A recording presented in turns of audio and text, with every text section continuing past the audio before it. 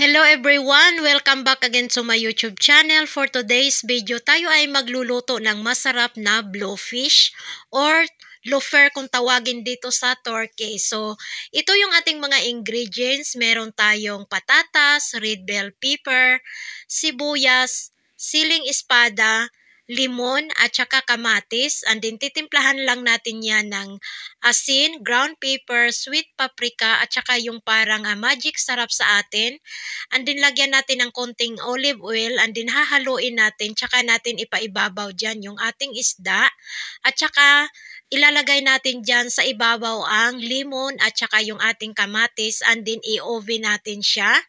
So, ganun lang siya ka-easy guys, and then napaka-yummy pa niya. Thank you for watching!